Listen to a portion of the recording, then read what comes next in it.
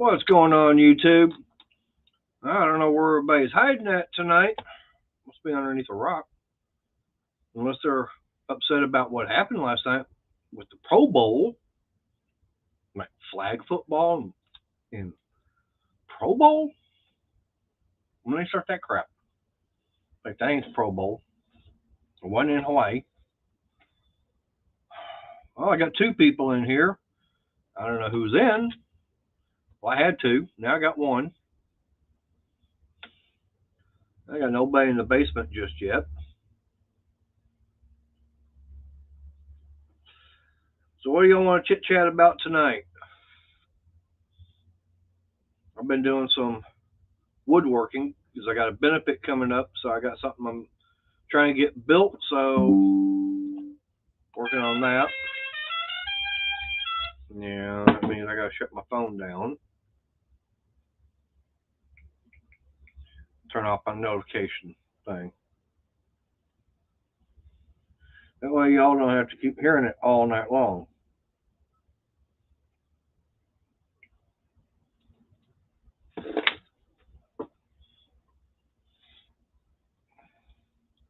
But now what I'm gonna do is I'm gonna see about getting another birdhouse built. That's my sawdust on my glasses, a little fine stuff. I will admit that little cyclone separator and the shop vac, that's doing some work. It's definitely doing it. I've already checked everything out. I just gotta get everything all arranged better than what it is. I may still, I may wind up doing is still putting that shop back upstairs and still running my piping and everything over to it. Just have to worry about there's my, the blower, and it's also got the filters. All right. Well, I don't know who it is, but I got some people watching. But nobody typing in chat unless you ain't been here for 20 minutes enough. And the only reason I do that is for trolls. Usually the people, the trolls and everything, they don't want to stick around. They don't want to wait the time period, which is better because you not believe how many people will start getting in chat and everything. Lost the cherry. But yeah, trolls come in and they'll start typing in chat and everything, and it makes it bad. All right. All right. No problem, Ken.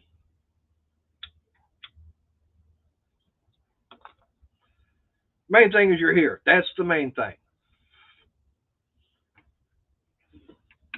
I don't know where Cajun's at, and some of the other ones I've already put in the link out there for.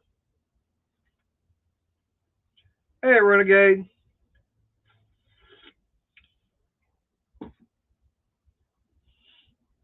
Hey, Renegade, you feeling enough to be able to come on the live stream tonight?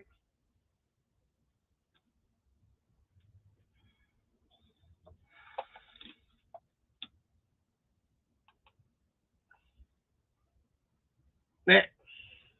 Oh, so you're getting put in a timeout right now, Ken? Is that what you're saying?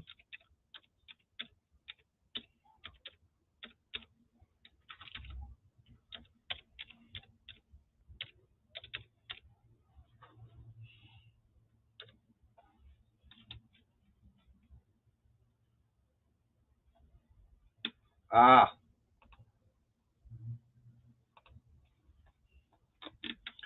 Tell you what, send me an email. There's my email and everything. All right, no problem, Cajun.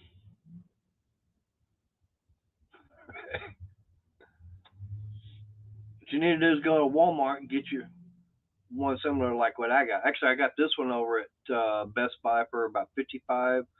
That was less than $60, and that's been well over 2 years ago.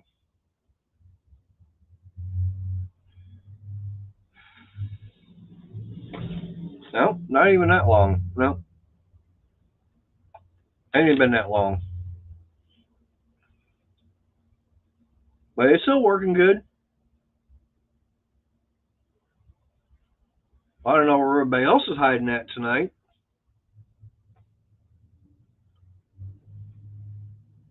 Let's see. Send it out to Cajun. Hey, Ken, do you want to pop up here? I know you ain't been in for a while. Hey, Missy. We can do it like this.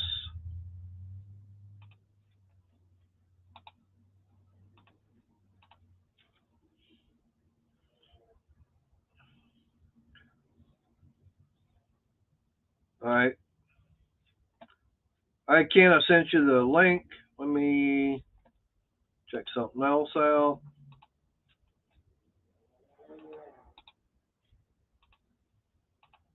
There, I got another one sent. All right, I got more links and everything sent out there.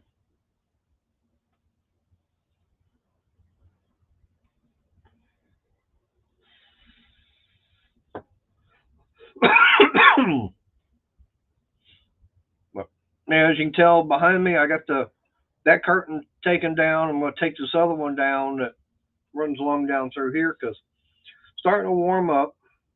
So get some of the ventilation going. I'll be working on everything else. Um, ah, all right, no problem. That's not a problem at all. You shouldn't have put off yesterday what you or should not have put off yesterday what you can do today. That's it.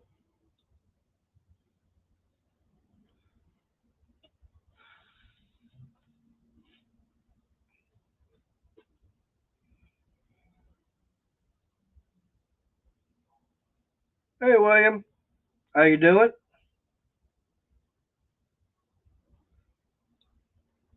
Well, everybody's wanting to stay awake. Nobody wants to come up and chat and everything with me.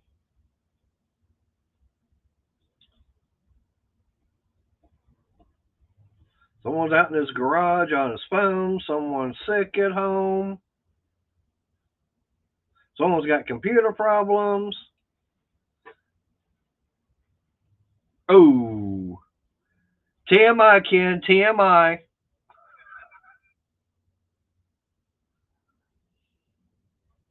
I bet, William.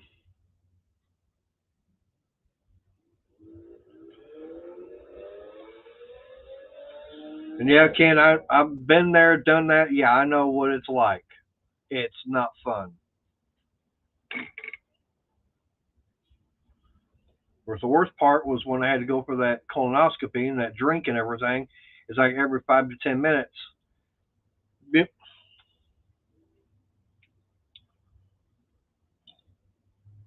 Hey, dancing, how you doing? Hey, dancing, send me an email. Well, I'll send you the link. That way you come up. Because you ain't been up on the live stream with me.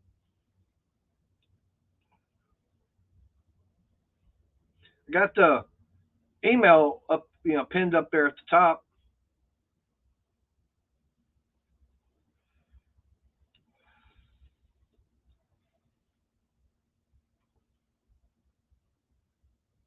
Hang on, I gotta get something ready just in case. I gotta get something just in case he shows up for that service announcement. You could say.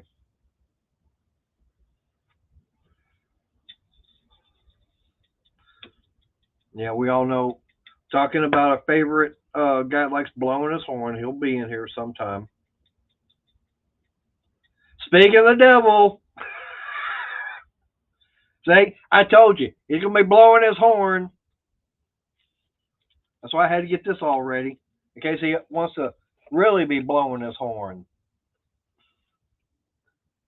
No, William, I haven't. Okay, no problem dancing.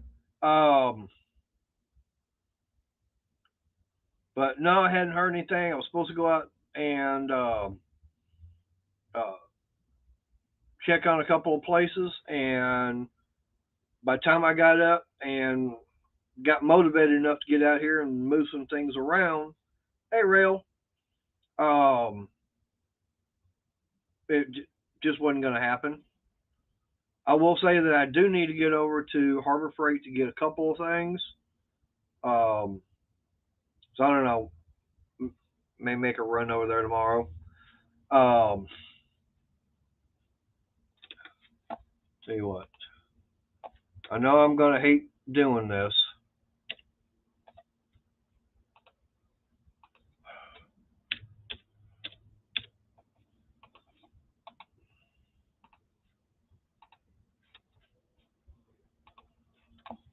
All right, I just sent the link out to somebody else.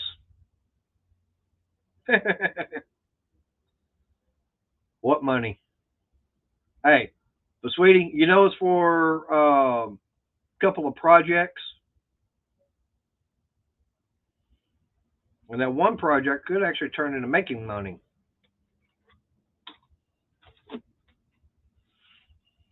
Yep, and believe it or not, don't ever. Okay, everybody sit down. That way you don't fall or faint or anything like that. I'm gonna be working with yarn.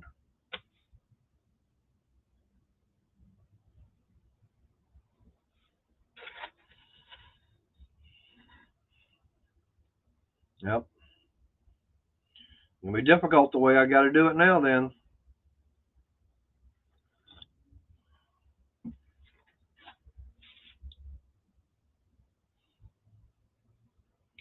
but yeah, I got uh Cajun's got problems with his computer and the camera, so he's just in there in the chat right now.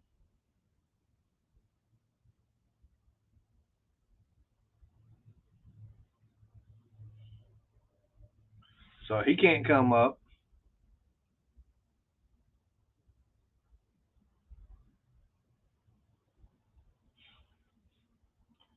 But no, it's just that, uh,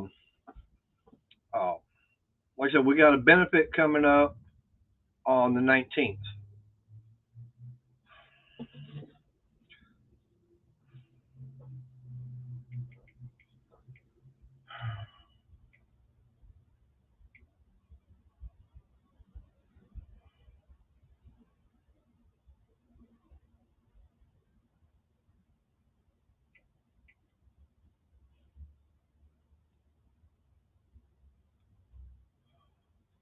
Well, I didn't hear my phone because I got it notifications put on silent.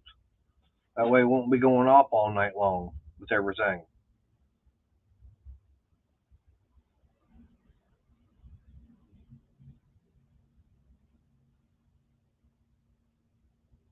But now, like I said, we got a benefit coming up on the 19th.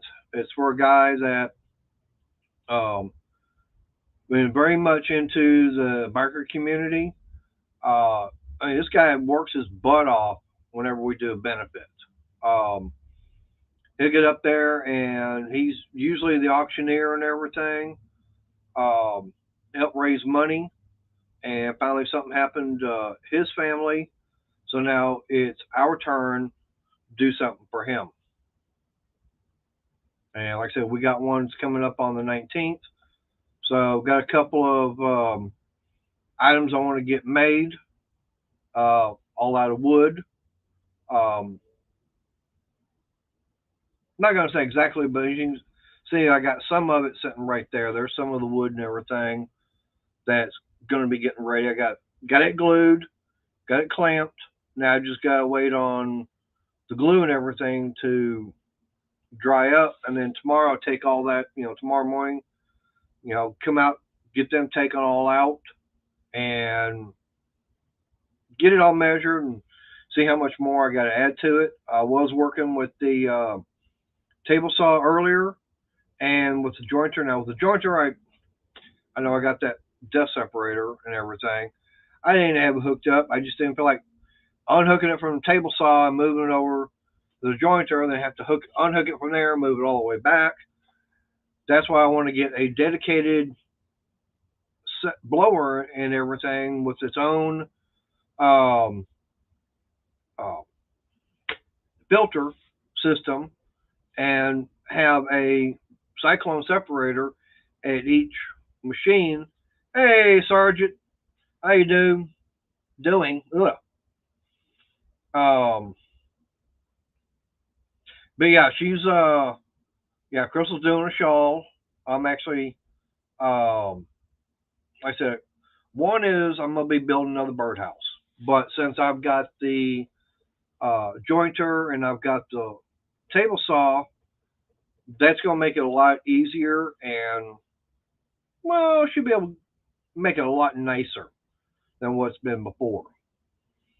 Um,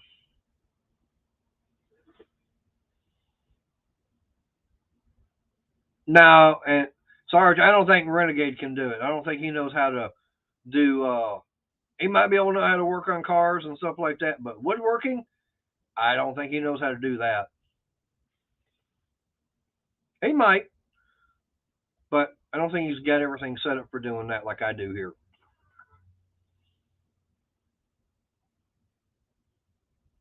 Like I said, I've got the birdhouse, and then Crystal's got something in the house, this little wooden basket.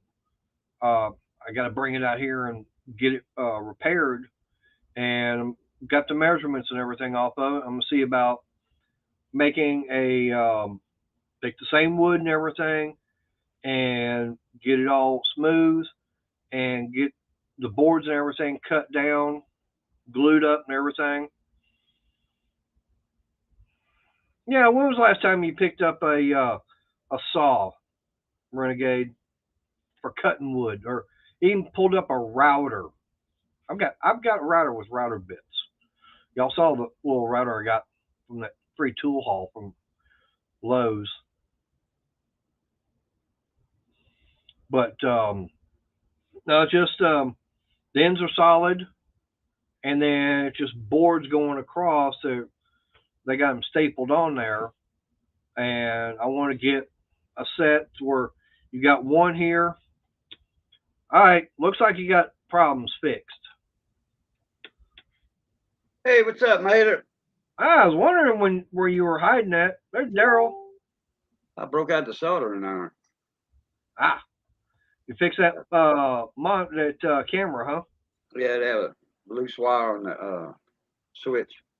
Ah, that's what the problem was. It's only 4 years old. $8 camera from Walmart. Is $8 it? delivered to my door. 4 years old. I don't think it's doing too bad.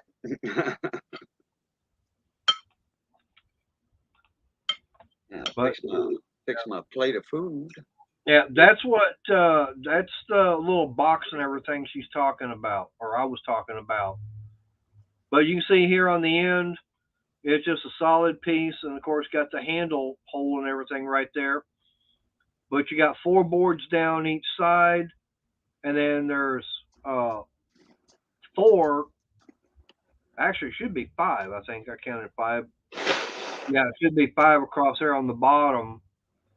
But it's like I think 18 inches in length, and then it's like 12 inches high, and then like 9.5 inches tall. So what I'm gonna do is I'm gonna make three different ones, and each one is gonna be smaller and smaller where they all fit inside of the next one. So I'll have one like this, and then another one will fit down inside that, and then the next one will fit side down that the other one. So that's what I'm gonna try and Make get done. some nice little gift box baskets like that. Yeah. Yeah. Well, like I said, it's for a benefit and everything, and I mean, I really, without being working, I really don't have money where I could go buy something, but this is stuff I can make. That it's just my time, doing it, and I've got the Right. materials, so no big deal there. What's up, William I? Yep. Renegade? There's Miss Missy. Barbecue, what's up? Yep. What's up, barbecue? Hey, Daryl. Hey, Crystal. Sarge. Ed, the old tech guy. Ken. Yep. I think I got everybody. How y'all are? I'm eating.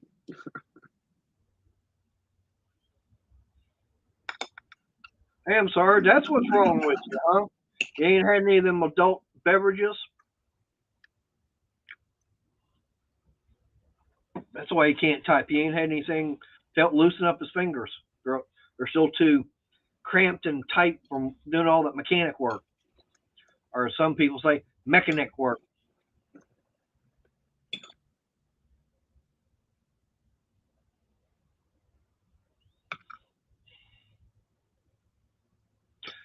Yeah, dancing. The joiner's actually been up and running for several months. Basically since I did the video on it, but I just really haven't been using it because that thing puts out a lot of sawdust. I mean, that thing puts out about as much sawdust as the that planer did. And boy, I filled up a 5 gallon bucket with just the shavings and everything off of it.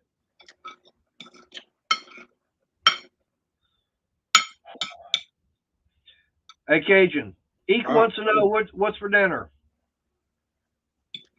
Rice and gravy and pork chops with some pork and beans on the side. Ooh, Some tomatoes, sliced tomatoes. But pork and beans, I like black eyes, corn, cream style corn, or green beans. Pork and beans, yeah, with a barbecue, yeah. yep, yeah. Gristle, we should have gone over to Cajun's tonight. But they're good. Yep, Pork and beans are good. yep. No problem dancing. Oh, Ken said he made venison spaghetti for dinner with homemade garlic toast. That even sounds good.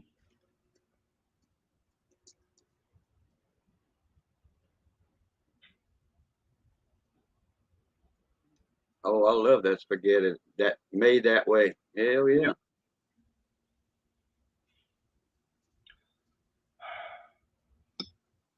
All right, barbecue. I know we're talking about food and everything, but I know that's going to make Renegade upset. And Daryl. Daryl's going to be reaching for that insulin pen. We keep talking about food like that. Sunday was smoked tri-tip. Yeah. Uh, who's that did that try? Michael. Yeah, Mike did a tri-tip too yeah. this Dancing. past weekend. Um, no, the jointer I'm talking about is that Win that I wound up buying. I wound up buying it's a Win 8 inch joiner. It's the one's got the extensions that come out. That was another reason I wound up going with that compared to trying to get this little one. I mean, yeah, this one here would have done everything, but I would have had to make a stand for it and get the motor and everything hooked up to it. And there'd been a lot more work compared to the Win, which is WEN. Um, and like I said, I already got the motor already built in. It's got the dial, stuff like that. So a lot easier and faster getting that. And that was toy number one for the garage. Um, I could. I mean, it wouldn't be uh, bad to have it say as a backup, or if I want to do smaller stuff because it is a much smaller joiner. I mean, the uh, that Win, like I say, it's an 8 inch, so I've got 8 inches in depth and everything, so I can do up to 8 inches in width of a board. Whereas this other one, I think is 4.5 inches at most. Yeah, I think it's like 4 to 4.5 inches. So I mean that one would work as far as um, for smaller stuff or anything that's real narrow. Um, I mean the only problem with that one also is there's no dust collection system set up on it, and it is that thing probably weighs more than that skilled table saw.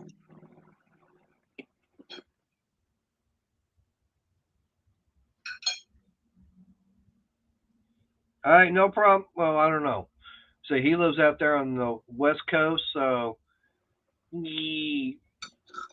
I might go out there. I might go out to the Shake and Bake Steak for a visit.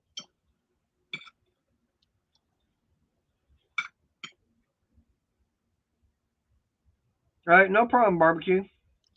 Appreciate you being here.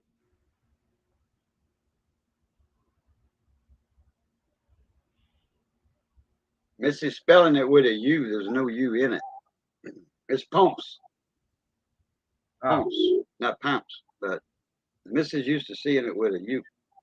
ah. They So what misspelled is it? it. They misspelled it at the meat market one time. Ah, So, well, you know how a computer is. You know, Yeah, they, I know. a computer don't know what Pomps is. yep, Computer knows what Pomps Yeah. is though. Like saying that yeah, your own one that So it's autocorrect probably on her end too. yeah. Oh, Anyway, I hate it when it uh, does that. that's why I like a regular keyboard. Yeah, But wicked. Pomps Stuff Showdown, that's the same thing. It's a pig stomach stuffed with sausage, Ah, ground pork, ground pork. You know, sausage without the casing. ah. That's good stuff, man. I've never had that. It's awesome. Whereas around here, don't have that much of a need or a chance to actually have Cajun food unless I go up to Cedar Hill, and we got that. It's a Cajun restaurant that's up there, It's good. but it's not. It's one of those chain restaurants. Um, Oh, something like Papados. yeah, something like a Papados, but I mean, it's not Papados because Papados they've got was about three different um, restaurants in that chain. Something like that. I know they. There's about two or three different ones, and they're all by the same company. I mean, it's all the same restaurant, but it's each one is different than the other. Yeah. I know the Papados in Houston. That one on FM 1960. Right? Man, that was a big restaurant. Them suckers are big. Man, they must have five of them in Houston. Oh, Five Papados. there's probably more than that. Right. Well, I know at least the five of them back then. Barbecue, that is not a Scotch egg. You've got to get the egg wrapped in sausage. Hey, Tim. Hey, Tim.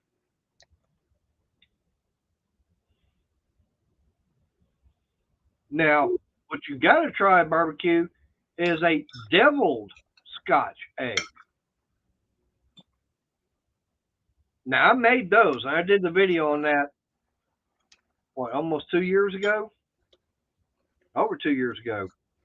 But I actually did a video making deviled Scotch eggs. And that came out good. Yep, wrong one. That lighter had it.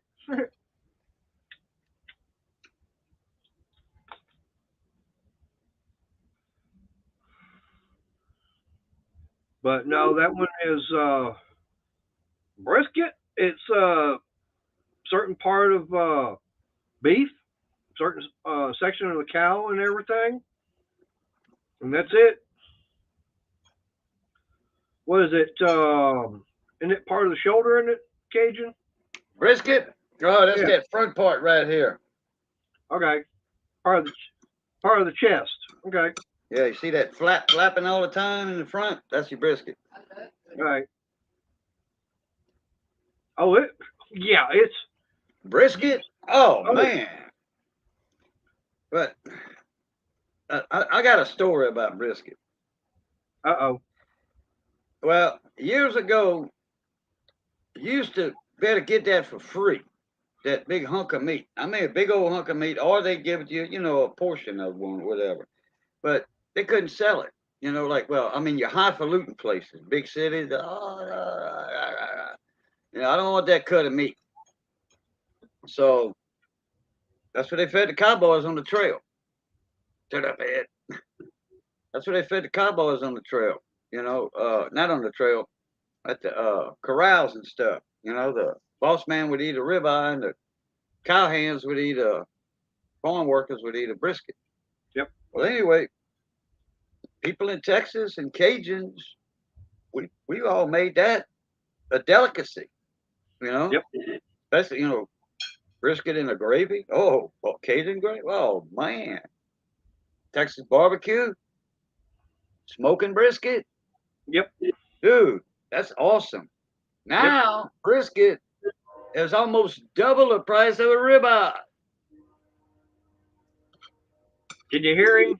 Did you hear him blowing his horn? I can hear a little bit of it back there. I can hear him, no problem.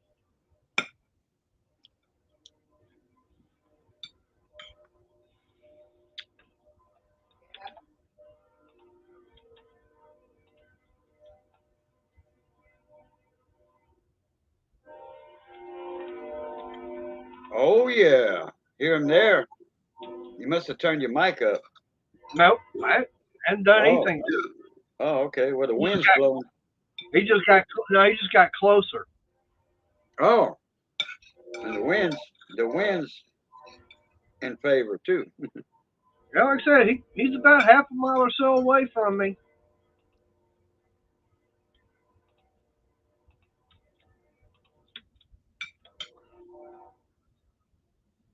Oh.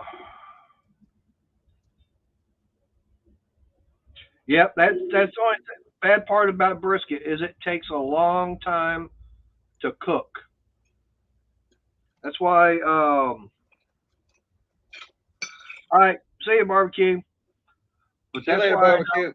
when I was working out at Scarborough, there in the kitchen, um, we had what was known as a rogue sandwich, and it was a smoked brisket and everything. They put on like a hoagie bun with onion and pickle, and you got it with some potato salad. I think it was about $5 or $6, which really wasn't all that bad. It was a pretty good sized meal right there alone. And anyways, I knew the guy. Like I said, he came in like Wednesday, and that he would actually start cooking the brisket on the smoker on Wednesday. That way, come the weekend, he had plenty of brisket and everything cooked. And I used to get the trimmings because all that seasoning he put on there, it'd soak in and flavor the meat and everything. Because all that trimming, where the fat and everything was, and a little bit of the meat, that's where it got all the good flavor at.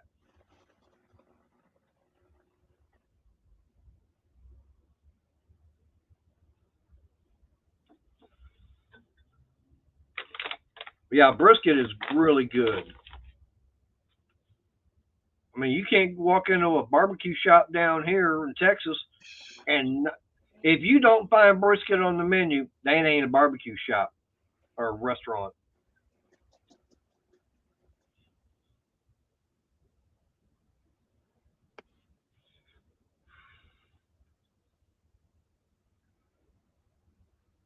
You see what Williams asking you, Cajun? Yeah, I'm reading that right now.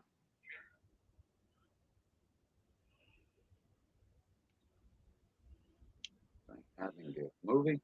But yeah, we were talking about him the other night. Who was he?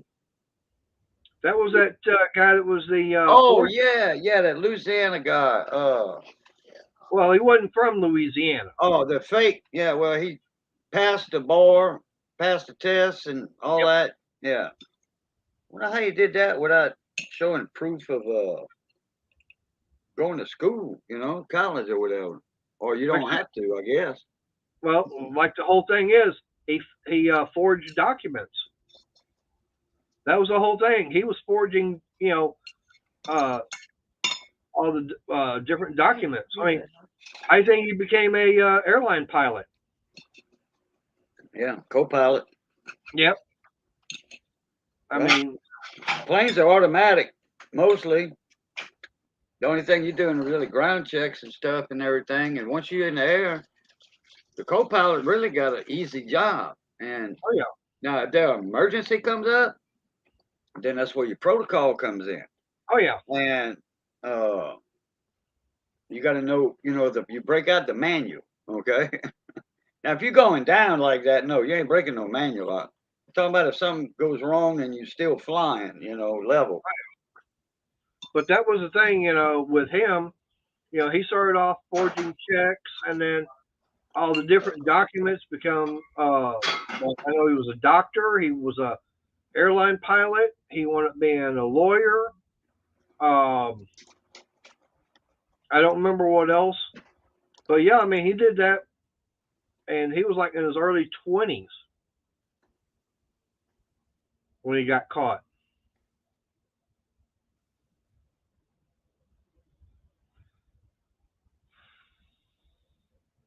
Was that Frank Uh, Abagnale Jr. or yeah, okay?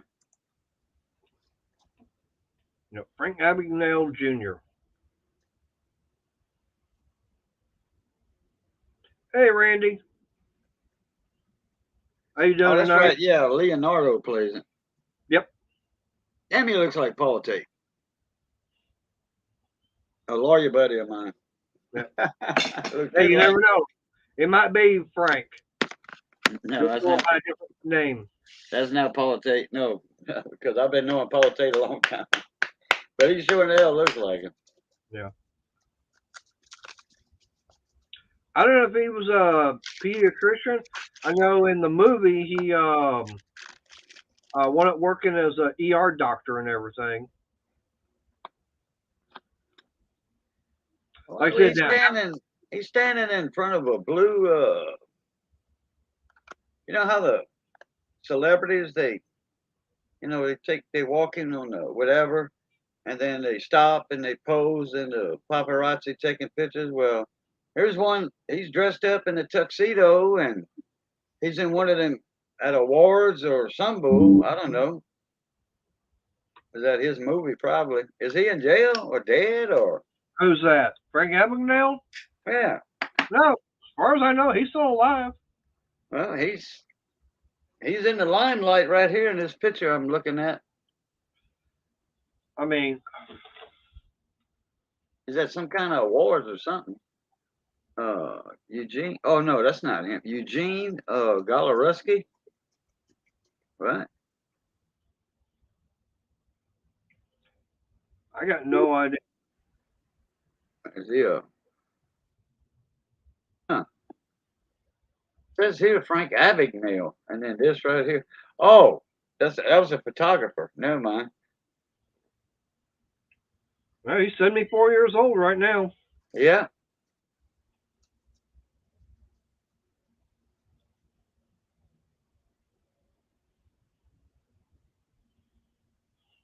He's an American author and convicted felon. Yep.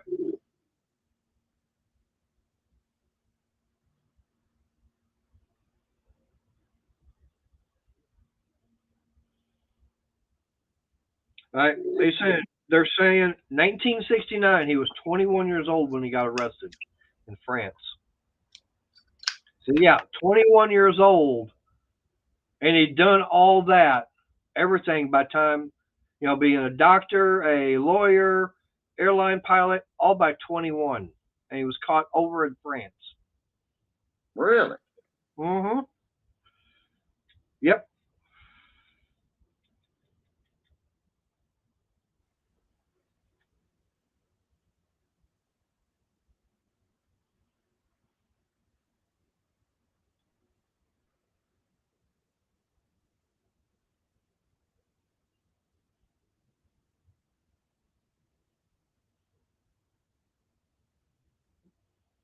So he studied and memorized the bar exam. Yep. That's how he passed it. Man.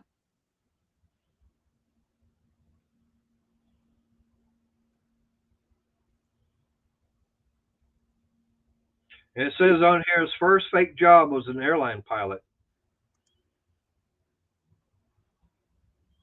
How old was he when he did that? What? Airline pilot. Well, his parents were still married, so I don't know.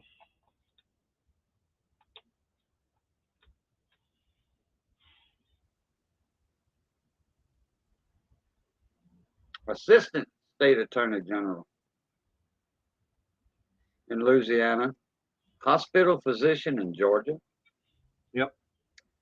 Impersonated a Pan American World Airways pilot who logged over 2 million air miles by deadheading.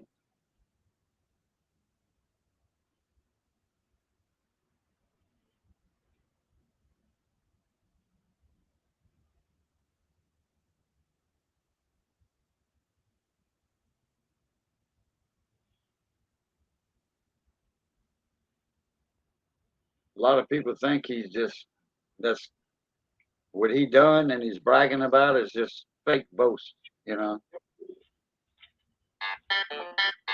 There's your phone. But, you know, I mean, wound up doing all that, and like I said, forging. He started, you know, doing, of course, you know, forging checks and everything. That's how he was able to get a lot of the money, and it just went on from there.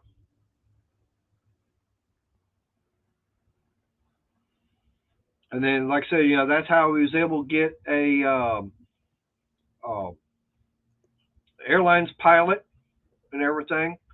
Yeah, he did one up working for the FBI and their uh, forgery and all the some of the things that he worked with actually helped other businesses and banks put safety measures in for keeping people from fraudulently making, you know, a check, for making them fake. And of course, I think some of that actually went in for the government as far as the Bureau of Engraving.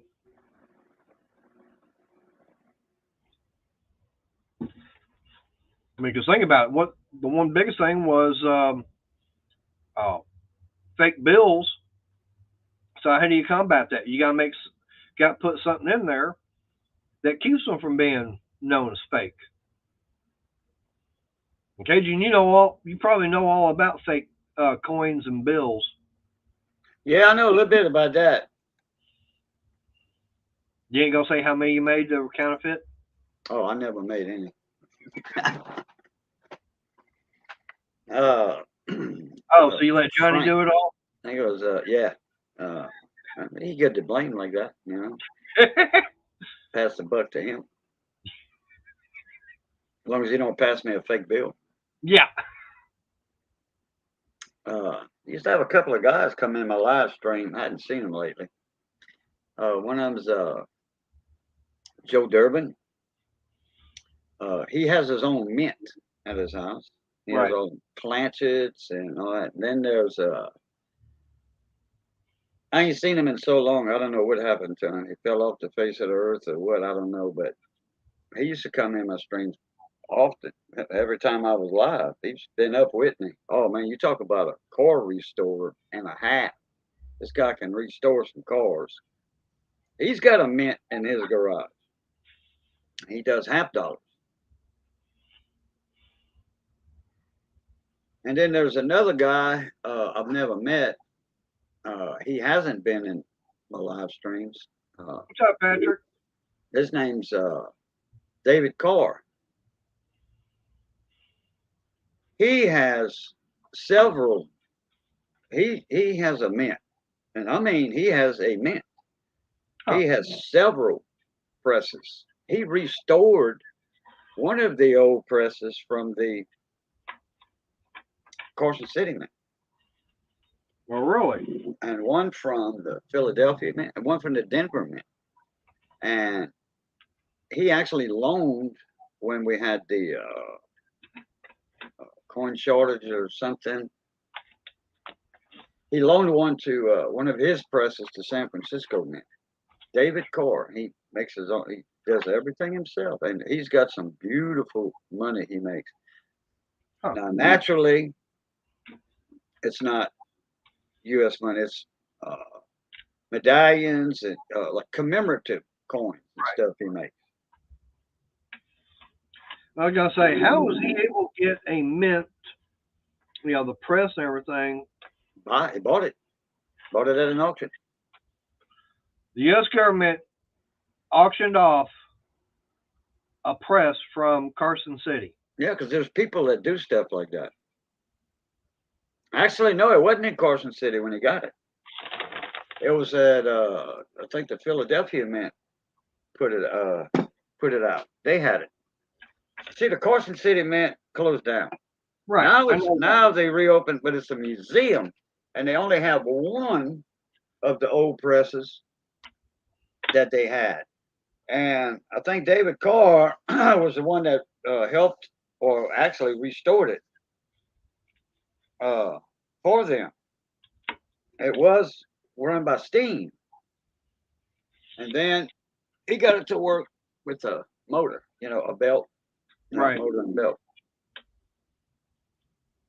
Yeah, that'd be something. And then just motor and gear. That way nobody gets hurt. All right, so in Carson City, they've got the mint as a museum right now. It's a a building. It's not the old mint building. No. Okay. It's a building that it's the Carson City Museum, but it's in a different building, and they have a lot of stuff, memorabilia from the mint in there. And so what happened to the actual building itself then? I don't know. That might be part of it. Hey, Backwoods, what's up? Hey, Backwoods. Hey, Patrick Hacktrick, how you doing? Randy Taraboli, hello.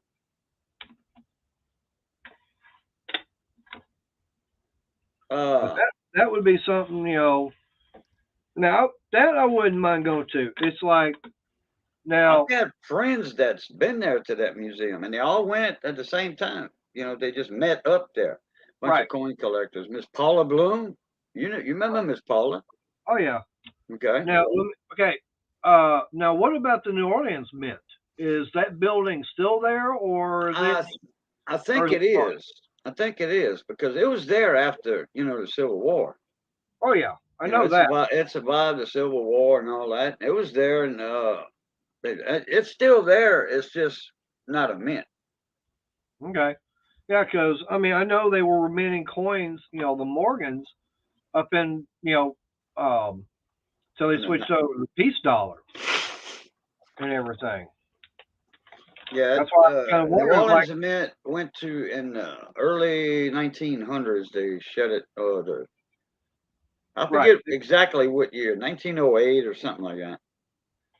Right. Because like I said, I know they wound up. They were still making the Morgans and everything because, on that one website I look at, I see them on there with like the 1900 Morgan, with an O. Right. Yeah. And of course, that's way after Civil War. That's, well over 30 years later. Oh yeah. Let me look this up. I do know that. Okay, right now I'll get some facts instead of me guessing. Yeah.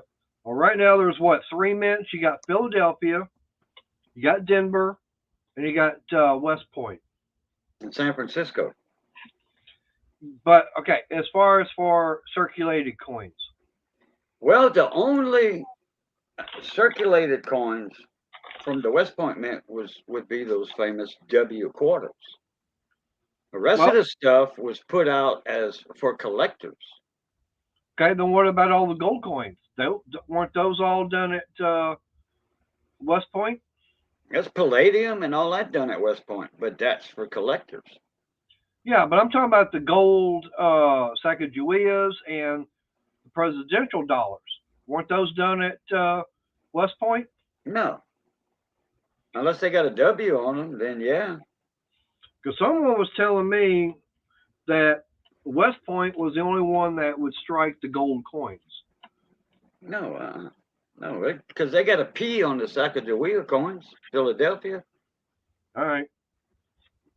I'm just going by what someone had told me. Yeah, That Philadelphia. There.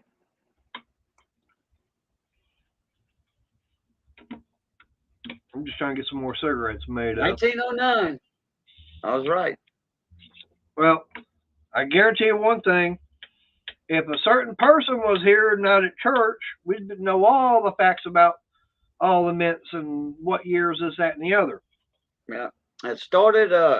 It was a branch mint of the United States Mint from 1838 to 1909. All right. 1838 to 1861, and then it kind of went private.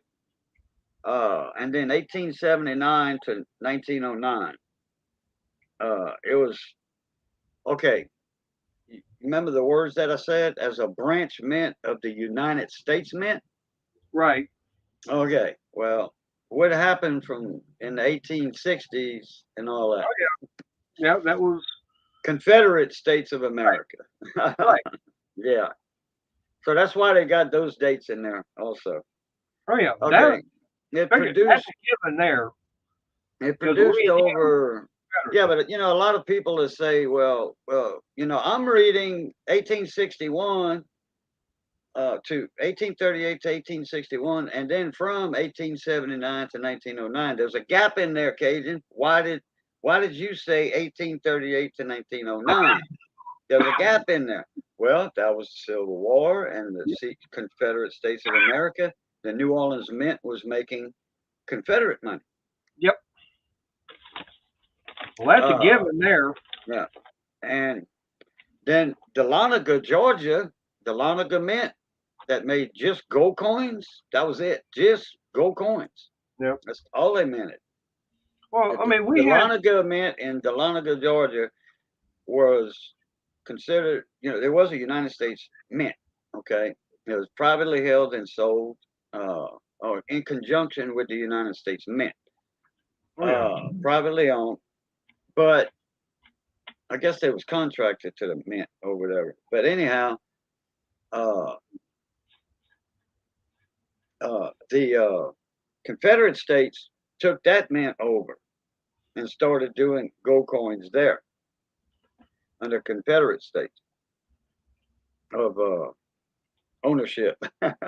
Yeah. Well, like I said, that's a given there. I mean, the only way, you know, nobody would understand why that time period they'd have to be living under a rock. I mean, yeah. Confederate States. I mean, yeah, Confederacy took over, you know, Louisiana. Wikipedia doesn't say that information. It just has the dates broke up in it. That's all. Oh, yeah. There's a gap in it. Oh yeah. Well, it's just like, you know, there's going to be a gap, you know, from 1861 to 1865 on everything. I mean, like money, you know, he was saying he's got some of those bills. What was it from Virginia? Oh yeah, Georgia. Yeah, any place where there was a U.S. North Carolina. Yep, but that's the thing. Any place that there was a U.S. mint from 1861 to 1865, it wasn't making currency for the U.S. The New Orleans, but that was the not a mint. Actually, that was a Bureau of Printing and Engraving. Because mints don't make money, currency. Right. That's a totally different branch. Right, because right now there's only two places that do printing, and one is Washington, the other one's over here in Dallas, Right. and that's it. That's the only places that do printing of the money. But you had mints all over that minted coins. Right. Now, who's to say that they didn't set up uh, a print machine at New Orleans and did the Louisiana baby backs? They call them the $5 baby backs. Yeah, I've got I've got some of those, and those are the originals, not the repros, the reproductions. I've got right. the originals They might have. I mean, from the 1800s. Now these are bills, baby backs they call them, kind of. They uh they were bought as baby bonds, not baby backs, baby bond. I'm thinking of baby back ribs. I think just ate pork chops. So anyway, baby bond. So, but I've still got an original set of those, the whole yep. set, and Randy. they were punched out. They were cashed in, claimed, and they were punched. And then the people kept their bonds for the baby or whatever, so he can have it as a heirloom, what have Yep. you. But I've got somebody's baby bonds. Randy, as far as on that shop back and everything, right now it's working. I've got to do some tweaking on it and everything. Um, but like I said, it's it's good as far as just having set up for the table saw. Right now, like I said, today I was working with the joiner. I just didn't feel like moving everything around, working on that, and then have to unhook it, move it all the way back over. That's why the system setup that I want to have is each one's going to have its own cyclone separator and going into its own, and then everything's going into a filter container and then to the blower. But for right now, what I've got is going to work.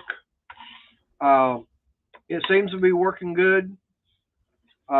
Just got to do a little bit more tweaking on it. I did disconnect it from the table saw, turn the shop back on, put my hand over it. Man, that thing tried to collapse that hose going from the cyclone separator to the uh, table saw. Yeah. Hey, Breezy. Hey, Breezy. Uh, Mater, my shop was bigger than yours. Uh, my first one. It was in my house. Uh, a mobile home, 14-foot wide, 70-foot mobile home, except for the back bedroom and the bathroom. That was the only part that didn't go well. And then the other bedroom, I didn't tear that wall down. So I had about 50 by 14, but I didn't have a dust collection system in there at all. What'd you In do? my second shop, I just swept. And my second shop, I didn't have a dust collection system for the first year and a half or so. And then a buddy of mine, he wanted to use my shop with me, and he supplied the dust collection system. Grizzly. Right. That thing must have had a 5 horsepower motor on it. That sucker was huge, double bag system, and hoses run everywhere to suck from 30 foot away. Okay, this dust collection system is sucking at the table saw that was 30 foot from it. I'm like, wow. Now, and we still, even machines that was close to it, like my door shapers, I had 3 shapers for making cabinet doors, raised panel doors and flat panel doors. Right. And the door is 5 pieces of wood. Your top, your bottom, your 2 sides, and your middle panel, raised or recessed, whichever may be the case. And those 3 shapers were closest to the dust collection system, and they still didn't uh, catch. I mean, the system still didn't catch everything. I mean, they not meant to catch every little speck. Right. You can even have a 5 horse motor on next to that table saw. It's not going to catch everything. I had noticed, you had mentioned that a little bit in the video that you premiered, Right.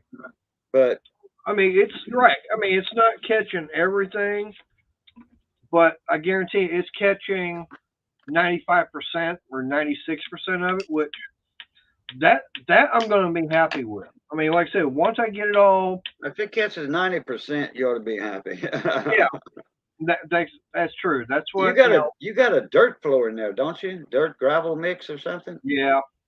You know what I would do on that side or either side? On that side especially though, I would spread that sawdust around. Like some chips. The bigger stuff. Uh, because your dust collector is gonna catch the finer stuff. It might not catch all your bigger stuff. I spread that all around on that dirt floor in there, and it's gonna work itself in just from walking on that. Right. Man. Oh yeah, Patrick.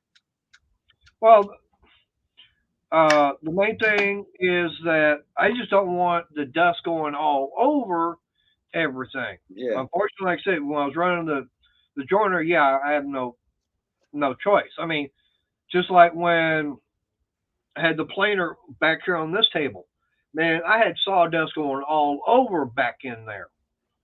Yeah, Renegade, I did lower the blade down. I still was having some about the same amount of sawdust coming up.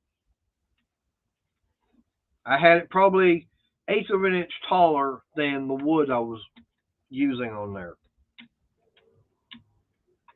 I very rarely adjusted my blade when I cut. Very rarely. Yep. Oh yeah, Patrick, I did specialty work. Uh Not just well, I made my cabinets out of cypress and hickory and pecan, but more hickory than pecan. That's some fine looking woods right there. Those three woods, man. Well, Especially cypress. When you clear coat it and none of my cabinets were paint grade. None of them. That was all clear coat, stain or clear coat grade. well, for me, the only thing I'm working with is what I've got here, and it's all been pine. What's up, Anthony? Man, my cabinets were $100 per foot. That's for the top and the bottom per foot. $100 a running foot. Now, when you say running foot, you're talking what, from side to side? From left to right. And then if you get to a L, a counter, if it was only one, like a snack bar with nothing above it, then it was like 65 a foot. Hey, there's someone that been in here in a while. Doug and Lori, how y'all doing? Haven't seen y'all in a while. Smitty? Yep. Yeah, seen him yesterday. What's up, Smitty?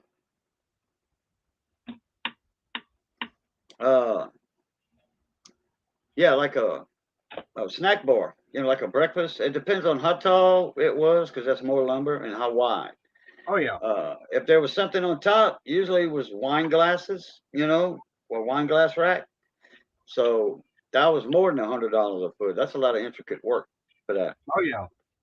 So, but if it was just a snack bar, a little bit taller. Missy's seen a breakfast bar I built one time. Got pictures of it somewhere. I don't know where. It's probably one of my old phones, but no, on Facebook maybe. Yep. But that was a different price. Lowers. What I did, I just averaged it. It's $100 a foot, and if they didn't want the top, it would be like $65 to $70 a foot just for the snack bar. Right. There's more wood involved in a snack bar than a regular cabinet. Oh yeah. Snack bar is going to be around 3 foot wide. So people can eat on it. Put your scrambled eggs in the middle or whatever, and then 2 people across from each other eating. With like you can set 4 people or 3 people one side, 3 people on the other side. Randy, I saw you had that posted on Facebook today. I saw that. That's good. That means it's definitely much better. Missy's seen me a lot of my woodworking 10, 11 years ago. Well, I'm just getting into it because I mean, beforehand with everything I built like, on my tables, I've just done it with that miter saw and some clamps and the brad nailer and the wood glue, and that's it. I've never really gotten into. I built what, a couple of birdhouses, but with having that table saw and that jointer, now I can get into making something that's even better. Don't you have a planer? Yeah. That's what I thought. Okay. What's up, Pat Paulson? Hey, Pat Paulson. What's up, mon ami? Yeah, I got that planer, and eventually, yeah, like I said, the thing I want to do is I want to get down. Of course, on the other side of all this, that's where I want to put that my miter saw at, and put the planer. Get that all done. But like I said, that second shop I had the first year and a half, I didn't have. I just swept.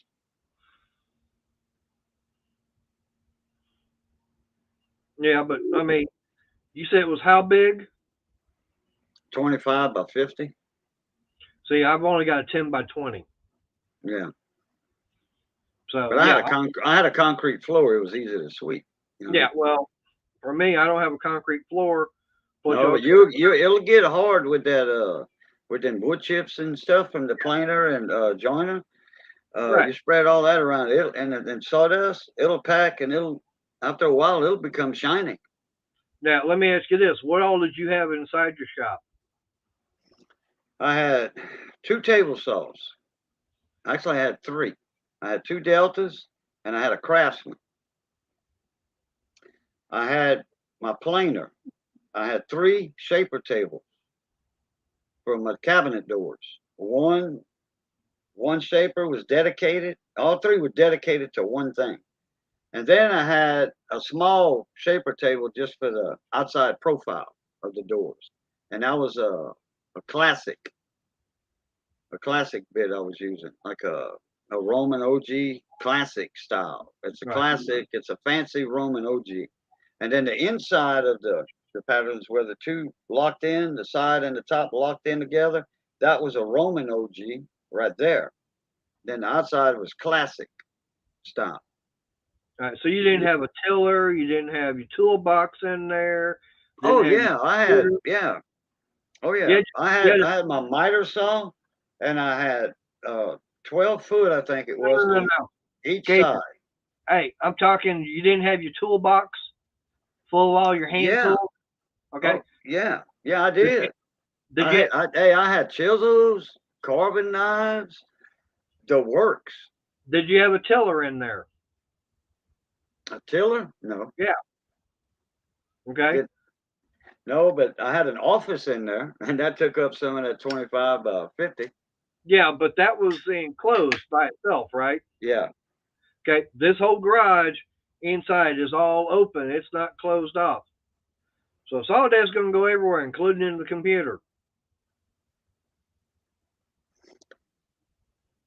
Well, that's why they make a dust cover for that while you're working. Yeah. Well, I don't have one. Yeah. A dust cover? Any Not old for the piece of computer. plastic would work. Yeah. Well, sometimes when I'm out here in the garage working, I'll have something on the computer running and just listening to it. Maybe some music. Throw a sheet over it, piece of a sheet, and you can still hear the speakers. I could, but no, I But mean, because I've even got this diesel heater. but Like I said, I got so much in here. It's like, no, I gotta have a dust collection. I gotta have some way.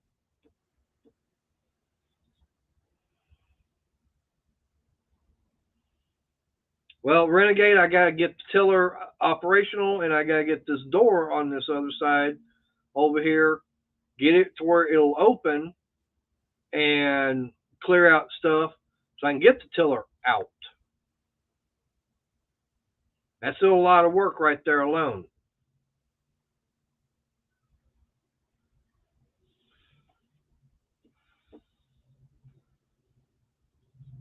doing some of this stuff, it's not as easy as you would think. It's like trying to move that air compressor from that other garage into here. No, it would take a forklift to move it. What size is it? 80-gallon. Oh, okay. That's the one with that twin cylinder belt drive on it. But it's not a V. It's an inline. Oh, okay. But it is a 2-stage. Okay. Yeah, man. Like I said, it's still sitting on the pallet that it came to Lowe's on. How old is that one? Probably about 10 years. Okay. Renegade. Just run you some pipe from that compressor into your shop. Run your air system in there. Run your pipes in there. That other garage is about 80 feet away. Oh, okay. I thought it was in that room next to you. No, I said it's in the other garage. Okay. The one it's on that corner lot where Money is wanting to move to. So I got where I'm at, then I got the backyard, then right next to that is the other lot. And we got Troublemaker from the Shake and Bake Steak popping in here. Should we let him in? Gotta be Anthony. Yep. I'm only here because you guys are talking woodworking real quick. Mater, you're gonna do any woodworking? Buy yourself a set of these and buy our house. Make sure they Freud. F. Yeah, this is a Stalwart. It's AUD. $30. It does the job, but high quality router bits. You can build any design cabinetry you want. Oh yeah. Oh, so you don't think I need to go over there to Harbor Freight and get theirs? I'm not saying they won't work. I'm not saying Harbor that. Freight. But everything in here, you can do your dovetails, do your round nose, your bull nose, your Yep. groove. You got the dovetail bit. You need a jig for it, though. Yeah, I think this one's got the Roman OG bit. Yep. Oh yeah, that's a Hey, Juan. This common classic. Yeah. You got a classical bit in there? Let's see here. I got a chamfer. I got a cove. It's going to look like the Roman OG, but bigger, and it'll say classical. I don't think got they're about 50 or 60 bucks for a Freud. Got straight For a half-inch shank. That's You want to do fancy cabinetry work, router and good bits, and you're good to go. And yes, it will make a damn mess, so you're going to want to find a way to suck all that crap up. Oh, yeah. A router makes more of a mess than anything, more than a table saw. Yeah. Like I said, my 3 shapers were right there, not far from that dust collecting system, and it still didn't catch everything. The other thing you want, invest in some super good clamps. See, I can go get those. You don't have enough bits, in all honesty. Yeah, I think you can do better than that, man. Yeah. True. Yeah. The thing, like I don't know what kind of router you'd buy. They have cordless ones. I still prefer corded. That's just me. Yeah, corded. Oh yeah. I have a little 1 1/4 horse Makita. I got the little options where it's got the little feet. I could slide it off. I could do my corner cuts. You know what I'm talking about, Boo, right? Where you can get into the corner and work the corner. Yep. For me, I've got 2 routers. I've got the that Cobalt 24 volt I just got through getting. Now it's a trim router, so it's not going to be wanting to do everything.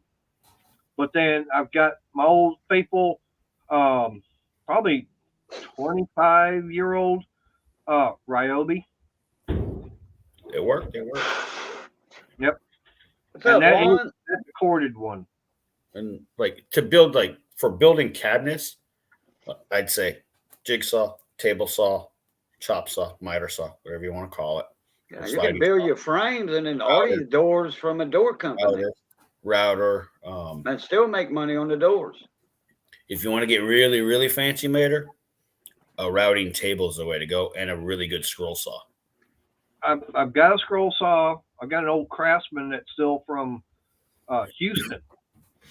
Okay. And tell you how old it is. We had it when I lived down there. We moved in 77. and it still works.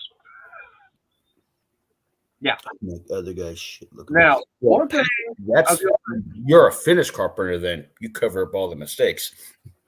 see now for me, there is one thing I wouldn't mind getting, and that would have to be a what's the one where the saw blade goes in and out? Radial arm saw. Radial arm saw. A radial arm saw would be good to have. I had the old style DeWalt in the shop. DeWalt. Right. They invented the radial arm saw. DeWalt did. You're Back not in talking about a sawzall, are you? no, a pull. You know, Yeah. it's got a 2-foot track to it. You can turn it 45 and you can cut them long 45s. Gotcha. It's Radial what- arm saw. It's overhead Doing on that top track, but mine was a DeWalt, the old style DeWalt, probably from the 50s. if Yep. you want to They start, made them before that though. what is it? Like if you want to do flooring mater, get a track saw. But those are money. I could, but I mean, They're expensive as hell. right. But you also got to remember, I've got 10 by 20 work area, and I mean, I'm not looking at building cabinetry or stuff like that. All I'm looking at is just the little Small. projects that I can Woodworking do. shop. Woodworking shop. Small. We're working on small Small. stuff, and mine. You could build small. You could build cabinets in small scale and pin them all together, and then lay it up as a whole unit too. I could, but I I mean, mean, I never did in cabinets was make a lazy Susan where you spin it. I never did that. hey, That's fun. I got someone next door that might hear you. Hey, But boy. but yeah, I mean, My age I probably mean, know what that is either. I wouldn't mind, but the only thing is, I don't know if having the setup and everything I've got is going to do everything where I can make money that is going to get the bills paid. Because there's places around, I know for a fact, they got hundreds of square feet or thousands of square feet. That's what they're doing. Everybody's going to them. Now, The if other I thing, like had a way, for woodwork, the more you spend. Unfortunately, like this is just a fact. The higher quality blade you buy, the better your cuts are, and the cleaner they are, the smoother they are. You're not going to get burns in your wood. You're not going to see those little burn marks. You're not going to wear your blade out. Like that's why you have those little high count tooth blades and stuff. Like I have, I think, 95 tooth finishing blade for fine cut work. That's on a little chop saw, right. a little 8-inch chop saw. Yeah, and it's made for crosscut. It's not made for ripping. It's made for crosscut. It gives you nice clean cuts, and then everything. You want to. I literally have had to explain how to use a speed square to people at work because it's not taught no more. I think. No. Little degree pitch, all that. I don't use it for like what your framing carpenters teach the young people how to use a speed square or a framing square. Yeah, framing square. I don't use. I use a speed square. Yep. I didn't do the roofing portion of stuff. I use a framing square to lay out my hips and my valleys on a roof. Oh, I did rough framing, so a speed square is perfect. Boom, boom, boom, done. Quick Well, cuts. like I said, for what I'm wanting to do,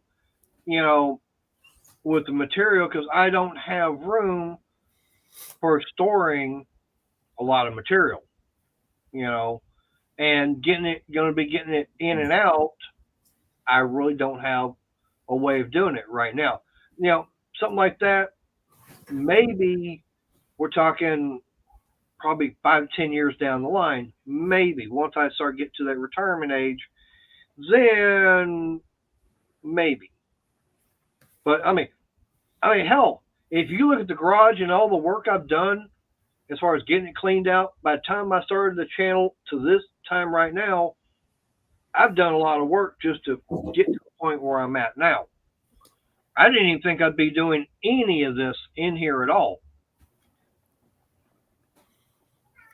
And that's only been, almost 3 years now? Little buddy.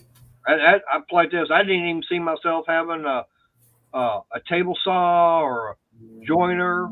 I mean, I had my miter saw. Okay, fine. I was happy with that. I didn't even have all the cordless tools. Didn't have the top bottom toolbox.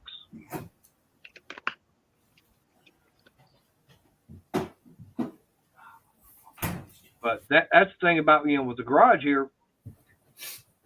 It's going. Things are changing in it compared to what I wanted to do. Another good thing to add to your list of tools, Mater, would be corner clamps. Yeah. So making your 45 cuts and where you can join it, where instead of just taking a flat cut, and a flat gut, you can cut 45 and 45 and get a really nice, clean, true cut and glue it. Well, he's going to do the cutting with a miter saw that's already. But after your 45s are cut, like say if you want to make a nice picture frame for somebody, or a picture frame inside of a picture frame, your corner clamps, they're going to hold your joints until you do for the glue, and then your finishing nails that are going in. Or if you've got a corrugated gun, you could do that from the back with a corrugated gun. Oh yeah. And a lot of cabinet shops use a corrugated gun for their face frame on cabinets. Don't they sometimes pound it with the heavy staples too? Sometimes. What? On the back end of the 45s, they put the staples. No, that's a corrugated. That's a corrugated piece about that long they use on that. It's not staples. It's corrugation. Corrugated nail. Corrugated fastener. If you're going to get serious into wood, like 40 corner clamps, they're a must. Now, I didn't have any. I had a few, but I never used them. Mallet is really good to have too, Mater, or a non-marring. Right. Well, I mean, something like that. There's some that are made out of just straight up leather. Yeah. Well, like I said, that's something that might be, 4 or 5 years down the line.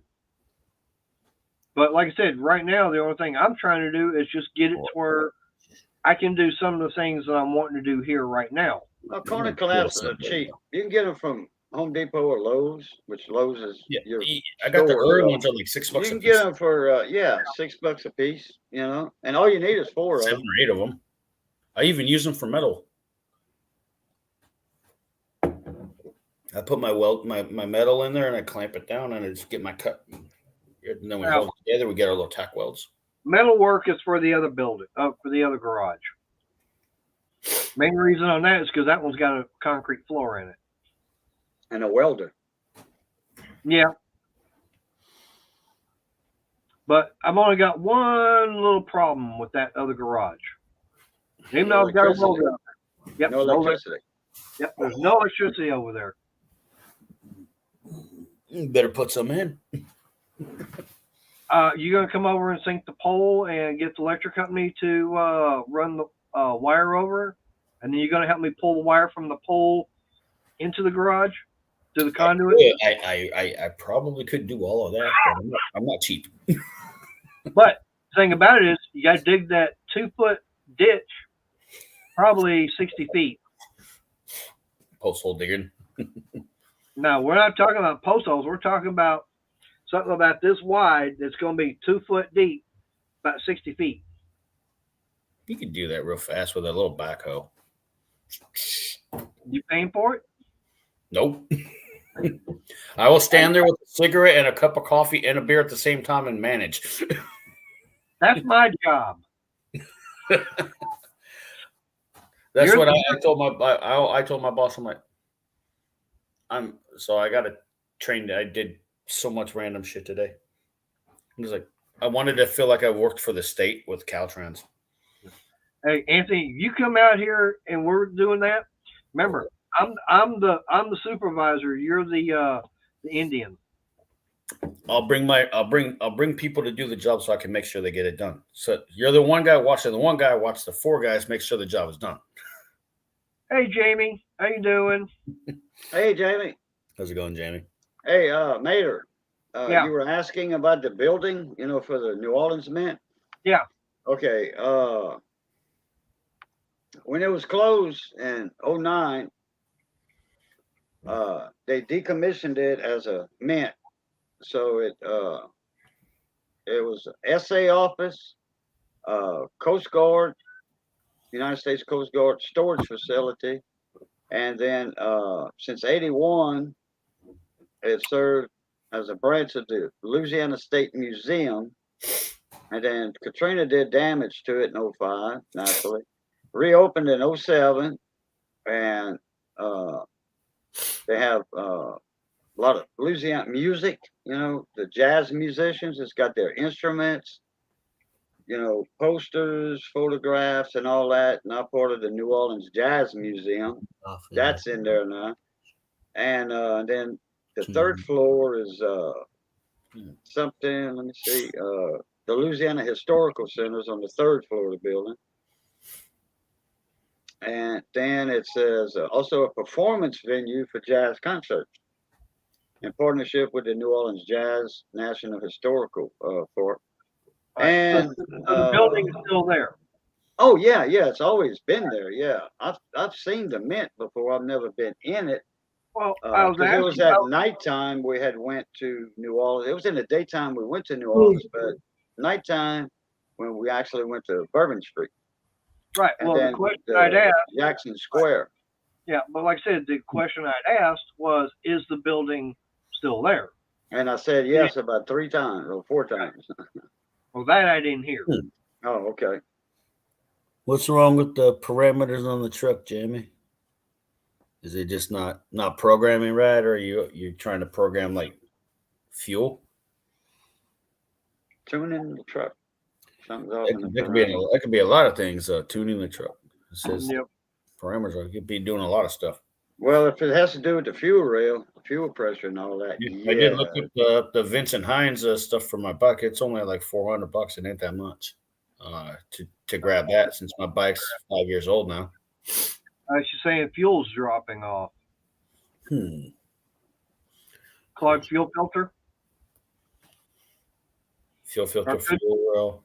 Or it could be a hole in the line coming from the fuel. I forgot.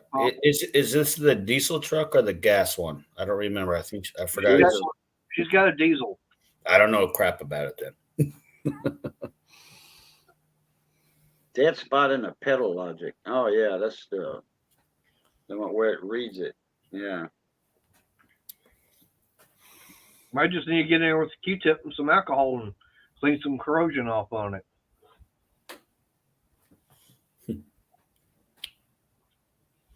Be like something got like a throttle position sensor. Like the old maps. Yep. Well, see, now talking about that, like I said, once I get all this in here and I get that garage over there set up, hopefully it won't be that much longer in it. Oh, it's programming probably, Jamie. Yeah, I get a chance to start building a certain little toy over there. Finally getting to working on that Benny Top Fuel dragster. Ooh, fun stuff. Can you imagine that, Anthony? Like I said, a V-twin Benny Top Fuel dragster with a blower running on nitro. How big a blower? Like sticking out the top? It's only going to be about this tall. Yeah, you could go a little bigger. Yeah, but I've already bought the blower. But you also got to remember one thing. We're only talking a Predator 670. Oh wait, I forgot. That's the little 4-stroker, right? Or whatever it was. That's that B-twin that Harbor Freight sells. Hey, that's a fun project, though. Yeah, but like I said, have it where it's looks like a miniature Top Fuel dragster, but it's got the blower, it's got the little hat and everything with the butterflies and everything. Yep. Where it's going to be on the open end where they do this one. Yeah. So when you see them open up, that means all the air and everything's getting sucked in. And then you got a guy like me. I want to buy a Vespa, even though I don't want to buy one. I just want to buy it and chop it up into a mini Vespa chopper with the same motor. I want to stretch it out, but make it look like a Vespa as a chopper. How many of those do you want? They're not. I haven't seen a Vespa in California in a while, actually. Well, I mean, that one website I go to, they've got motorcycles on there all the time, and they've always got. What's the cheapest Vespa you've seen? Well, I don't know if it's a Vespa, but I mean, I personally just want just the Vespa because the Vespa is like the scooter brand. okay, There's Hondas and all that other crap out there. I know too. all right.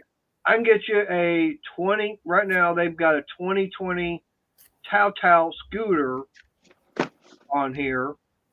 Of course, it's one of those little Chinese ones.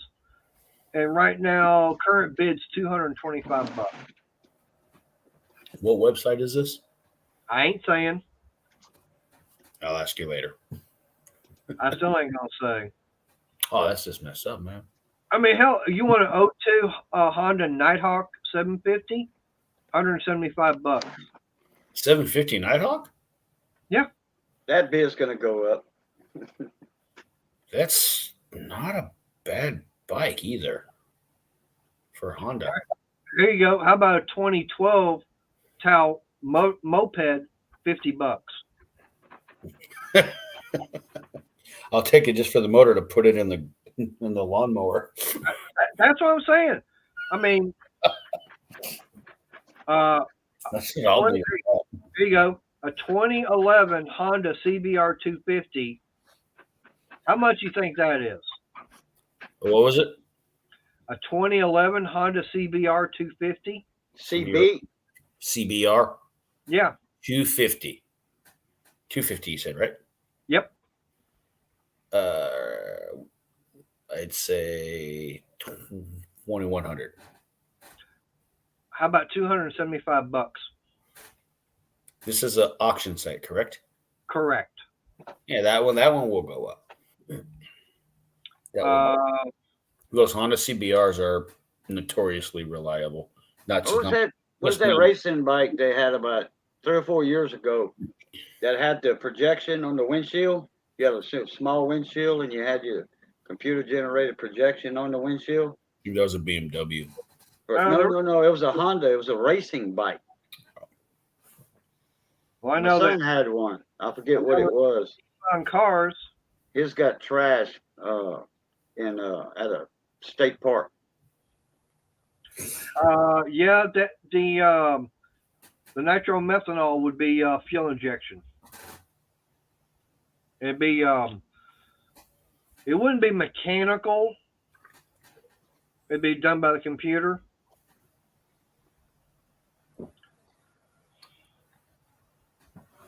Oh, here you go, Anthony. Here's one I know you'd like. How about a mansion? 2014 Kawasaki Ninja 650. Still not my cup of tea. I'm not into the Japanese sport bikes. I grew up in that generation where they were popular, and I gravitated toward the cruisers. They're more comfortable. That one right there, if you wanted to bid on it, that one there, you'd have to bid $2,100 on it. I tried riding the sport bikes and stuff. I tried riding the Gixxer once, and it's the position. It's just awkward. I don't like it. It's uncomfortable. Well, how about my cruiser? I can sit back. My lower back's not kinked up. Like I'm not sitting on my body. Now, would you ride a Suzuki? I have a Suzuki in the side of the house. Okay. I have a salvage that I have in pieces right now. I stripped it down to a bare frame. 01 Suzuki VL 1500. VL 1500. That's there. It looks. Don't tell me what it looks like. I'm going to say VL 50. That's a Vulcan. Yep, probably. It looks kind of like a Chieftain or kind of maybe like a Heritage. Kind of in between those areas. It's going to be like our little cruiser and everything. It's a Japanese cruiser, is what it is. Then. Right. But $600 right now. I would have took that. My friend had one he wanted to sell for $2,000 to me, but I didn't have $2,000 at the time. Yep. I also don't want to pay $2,000 for it either. Well, now But my other sold it for $4,000 though and kept profit. Well, now they've got the a Yamaha XV700. XV, that's the one. That's the Yamaha version of a. It looks like a crew. I believe the Yamaha is. That's a Star, Yamaha Star, possibly. Could be. It Hey, if you're, looks like a bigger. It's a bigger bike, right? hey, it's kind of a uh, it's kind The of like Yamaha Star is pretty nice. I have a friend that rides a Yamaha, and they're pretty nice.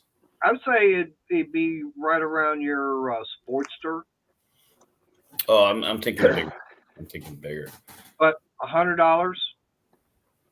Yeah, that's nice.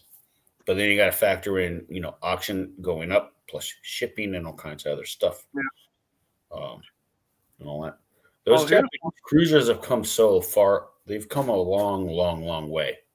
Now, here you go, a Ninja 300, a 14 Kawasaki Ninja 300. See, the thing is, I can't work on those. $200 right now. I mean, it's just teasing me with prices, though. That's all it is. Then again, I almost spent $4,000 on a Honda 250 Rebel that had a 5-gallon tank that got 82 miles a gallon or some crap. Damn. Yeah. Yep. That's good. Like, why would you buy that? You like Harleys? I'm like, just because I like Harleys doesn't mean nothing. Did you see what that bike says it can do? Yeah. Fuel mileage. Yeah. My Harley does not even touch that. I guarantee it. Okay, you said 5-gallon tank and 80 miles a gallon? I believe that's what it said. I was with my That friend. He was looking at those Razor, the crap they use on the ranches and the farms, like the Razor Raptors and all that stuff. Yeah. He was looking at those, and I was just looking at the bikes. I'm like, why did I come here with you today? Well, First thing he's like, ooh, look at all the toys. I'm like, yeah, thanks. I'm rethinking why I'm with you today. yeah. Well, I know for me, now Welcome best to Kawasaki. now I'm just okay. Up like this. How about taking one of those Harley Street 750s and putting Actually. How about taking one of those and putting, say, a 4-gallon, putting a gas tank, say, off of a Y Glide on there. You put a bigger tank on it. Yeah. That'd be cool. Because I mean, you're talking, I think what? Well, I think it's about 1.5 gallons more. Because I know that's the little baby version of the. It's the baby version of the motor that was in the V-Rod. The V-Rod. It's not a Harley design motor. It's a Porsche design motor, I believe. Yep. And it's not even a bad motor. No. It was just different for the time. Right. When they came out with the V-Rod. The V-Rod's not even a bad bike. It's what they used when they did the drags. Oh yeah. But the thing about it is, like I said, with that 750, I mean, it gets very excellent fuel mileage, and for that small of an engine and everything, it still has plenty of get up and go. It has movement. And they're nimble too.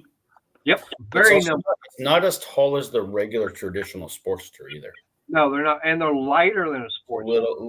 Little lower, like especially for a short guy like me, they're lower. Even though I started on a Sportster. Believe it or not, they're actually about the same height as a Sportster, but they're lighter than the Sportster. Yeah. Like there was a reason for that bike. That bike was built for a reason, though. Yeah. But I mean, I really liked it because it was like Harley's. Harley is still struggling, in all honesty. Who isn't? I mean, that bike. I don't care about the plants closing, none of that stuff. But like that bike was promoted for urban environments, and it just somehow it was the right idea at the wrong time. I think. But still very prevalent because if you look at the cost of a motorcycle versus a car, it's still a cheaper form of transportation. Oh yeah, because you could get the Street 500 for about $5,900, and then the 750, I think you get that for what, $69. And then they came out with the Street R, which is the street rod version, I guess, right? Right, the street rod version. The And I one think, I would want. The that little was more pumped up just a hair. right. I think that one there was like a It was basically a baby version of the Sportster, or not the Sportster, but the Lowrider S in a small package. They gave you a lot of like the bronze and this bells and whistle stuff. right. But I mean, it still had. Actually, it was better, but it still had the. Yeah, see, Renegade's actually right on point. That's pretty much what it was for. They were city and urban bikes, though. Like That's what they were designed for.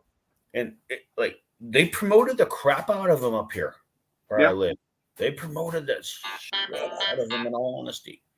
Like there was constant advertisements on TV and through the internet when those bikes came out because they were marketed towards this kind of environment that I live in, which is urban. Right. I live in a metropolitan area. And they're so small, lightweight. Like you said, anyone can get on them.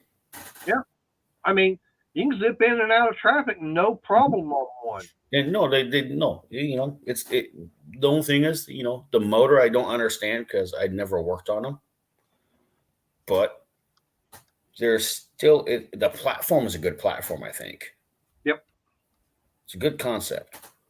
I think they're going to tweak it back and bring it kind of, you know how Harley does that stuff. They stop for a little bit and then they reanalyze stuff.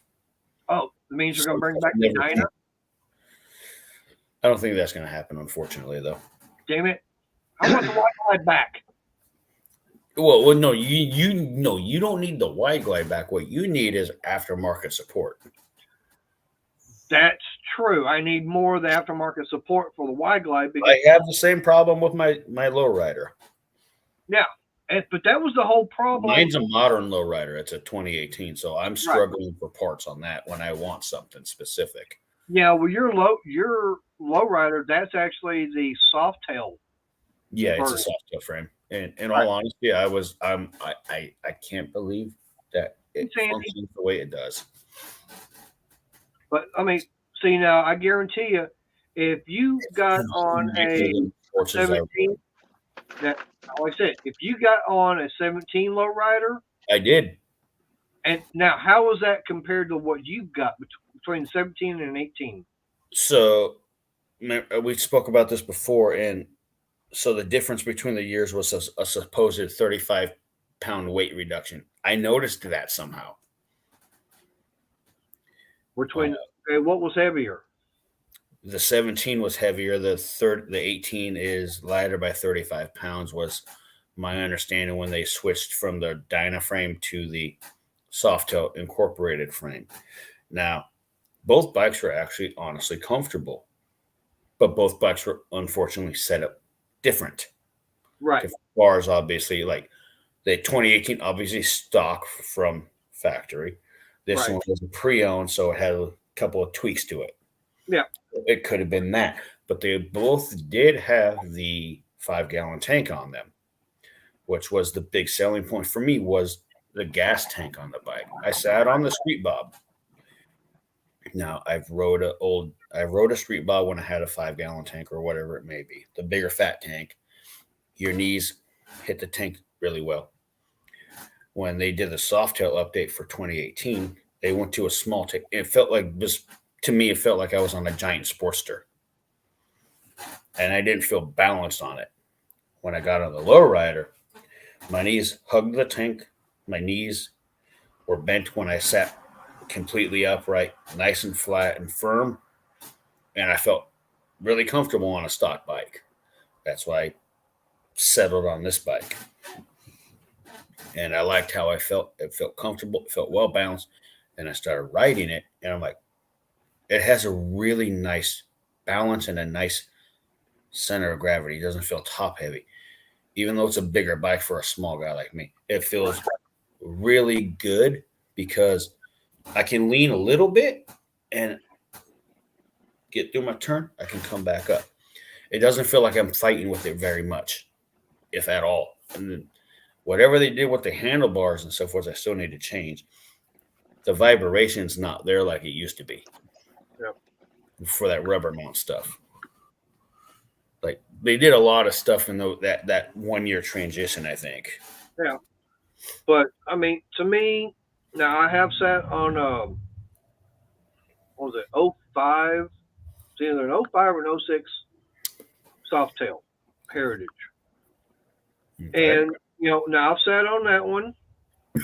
And to me, even though the height, seat height is about the same, the center of gravity is also much higher compared to my White Glide.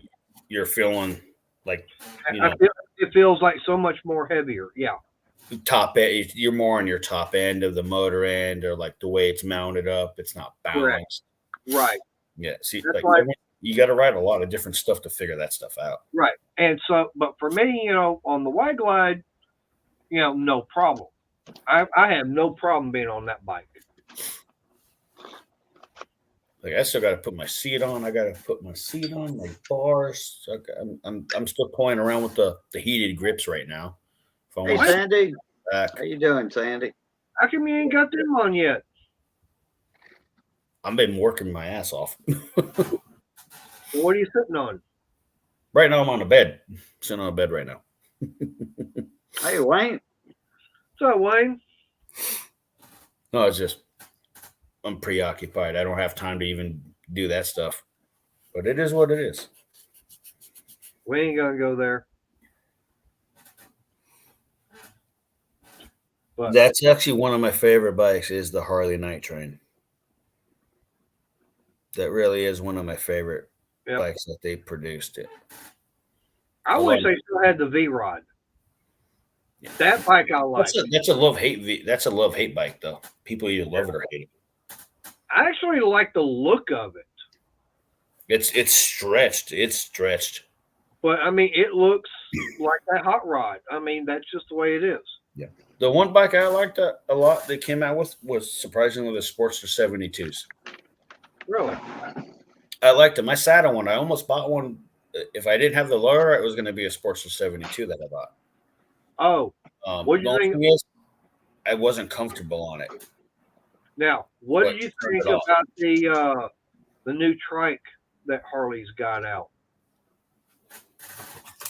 Hold on. Which one is it? That's the the Street Glide? And that's the one that's got the fixed fairing? Fly Glide Ultra? No. We're talking about the one that's got the fixed fairing on it. The Freewheeler? No. No. Okay. Road Glide 3? What's the Street Glide in it? That's the one that's got the fixed fairing with dual headlights? The one I'm looking at, that this just came to the house the other day. It's the Road Glide 3. Yeah. Okay, the Road Glide 3. This is the Road Glide 3. Yeah. Basically, they took the front half of a Road Glide and adapted it to a freewheeler. Yeah, they're trying to expand to the older generation. Hey, I'll put like this. To me, I've never rode in it. I've never rode a trike, whatever you want to say. Never done it. I don't know how they operate. They're different. I know that for a fact. Anthony, I'll put like this. Once you got on one, you wouldn't want to get off of it, especially the Tri-Glide. Yeah, they only have three. They only have 3 on here for this new year. Yep. They got the Road Glide 3, the Freewheeler. Yep. Which looks kind of like just a stalker. Looks like a stock Softail, basically. No bells and whistles. Yep. The Road Glide's got the fairing, looks all fancied up. Yep. And then you got the Ultra, which looks like it's got, your towing capacity. You got your luggage rack and all that stuff. Oh, yeah. Like I said, once you got on that, which is the same that I've got, you'd be going, I've got what other kind of bike? Yeah. You can sit there, girl. But, I mean, it's so damn comfortable to be going down the road. Like I said, I go down the highway. I got Crystal sitting behind me. I'm literally just kicked back, got my feet up on the highway pegs, and got my elbow and everything on her knee, And See, just, we're on Renegade's topic, man. I know he's into his bikes too. oh yeah.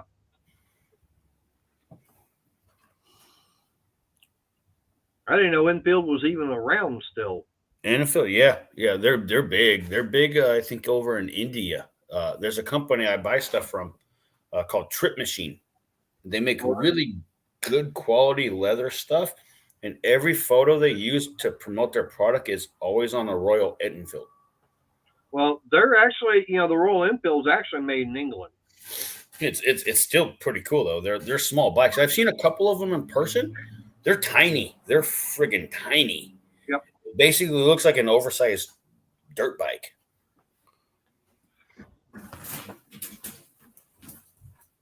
But yeah, kind of like what Chris was saying. Yeah, I'm, she's my recliner when I'm up on the, when we're out there on the bike.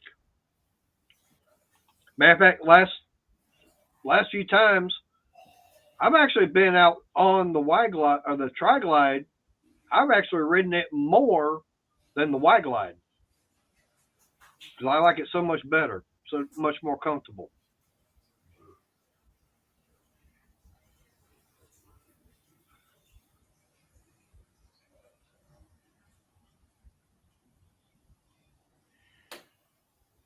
But like I say, if it, I like being on two wheels, but having that comfortability, that's why they say that the Tri-Glide, classic, ultra classic, that's the Cadillac of Harleys.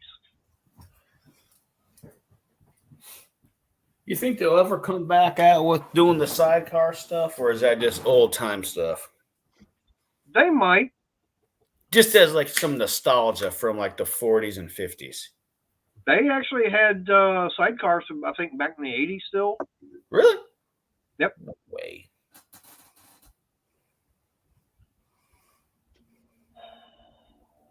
Patrick, I'll put it like this.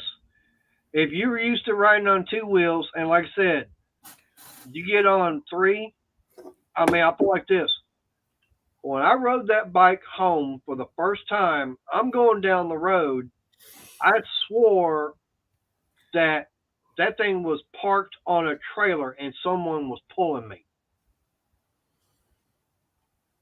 I was feeling the bumps and everything from the road, but it's like not the same as far as. My question for you, Mater, is to get more of a mental understanding. So let's say you're on your Tri-Glide. Okay, I already know if I'm on my bike. Hey, Tarek. I'm gonna lean through my turn. How do you go through a turn on a trike? Because you got two wheels that are powering you going forward and one in the front. Does it track differently through your turns? Well, you have to learn to acclimate to things of that nature, like because on a regular bike you got to lean in. You're not really able to do that. You don't lean on a trike, but now on two wheels, you're doing that counter steering going into a turn. You're doing your bump, or another term, bump steering. Right, you're doing that. But now with a trike, no, you're actually, so you're going to go left. Okay, you're pulling with your left, you're pushing with the right. So you're literally. Yeah, but the thing about it is that the front tire on the trike, most, all your contact patch is right in the center. Okay? So you're not going to wear out the sides of the tire, not like you do on a regular bike. And on top of that, okay, how much does it cost you for a rear tire for your bike? For me? Yeah. Probably a good $300-400 maybe. You know how much it cost me for two tires on the back of the trike? Well, you're probably paying $500 or $600 easy. A couple of hundred. They're car tires. Oh, they're regular tires then. They're regular car tires. 15. Oh, they're not beveled and chamfered like a regular motorcycle tire where you're leaning on the ends. You're leaning into them. No, because they're flat. They're just a what was I think a 205 75/15. That's it. They're a regular car tire. No shit. And it's now the weird thing about it is running about 20 to 22 psi in them. That's it. That's it. That's low. But that's all is required and needed for them. I think my rear tire is like 45 psi. But you also got to remember, okay, how much does your bike weigh? My bike's 685 pounds. That trike in running capacity. Okay, running capacity That's on that oil, trike. fluids, all that shit. Right. Running capacity on the trike is almost 1,300 pounds. Oh damn! So we could slow mo you down and see your tires do the whoop, whoop, whoop, whoop, like they used to do with the old drag cars with 2 Nope. pounds of pressure. But now I will put like this: for being that heavy a bike, it will still get up and go. And the reason I say that is that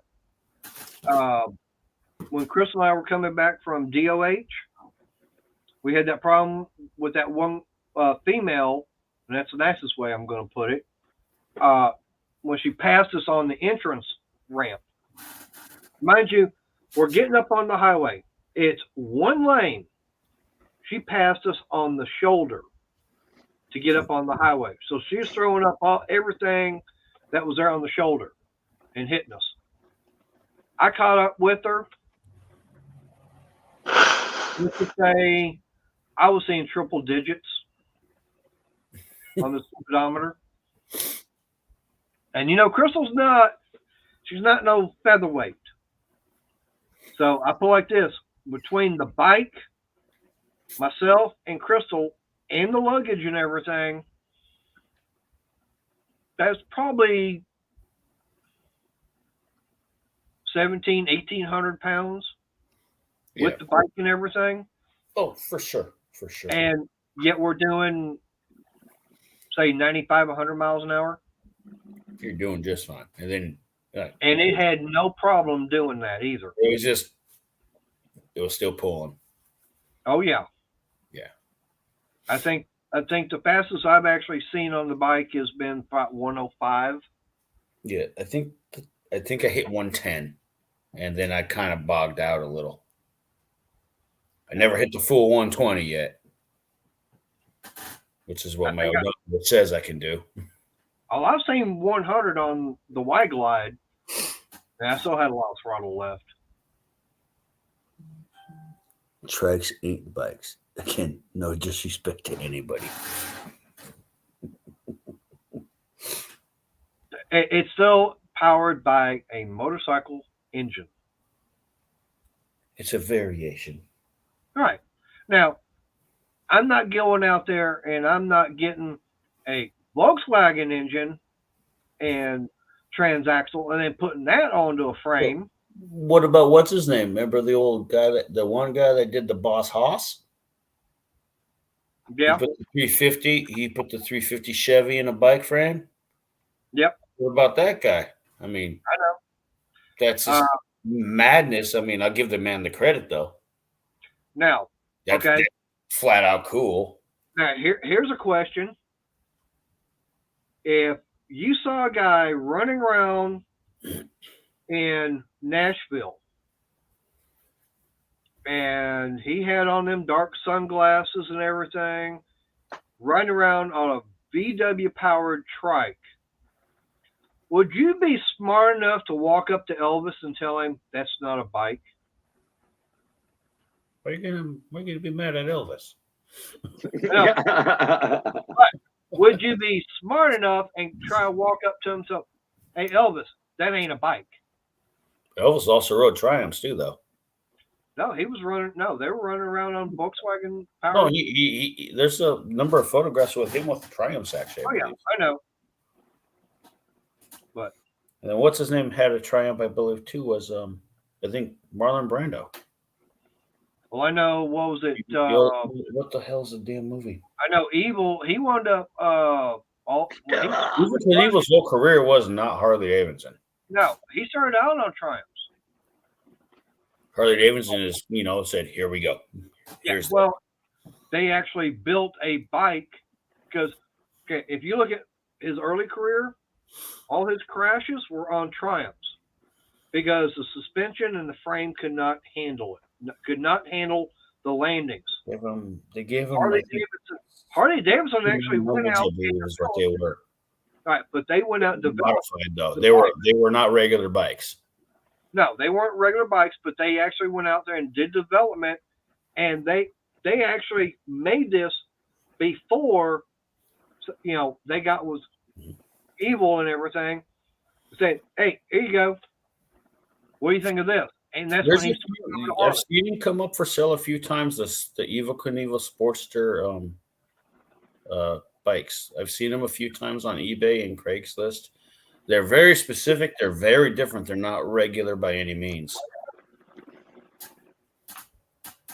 All right. Well, we're at 9 o'clock, so I need to get this shut down.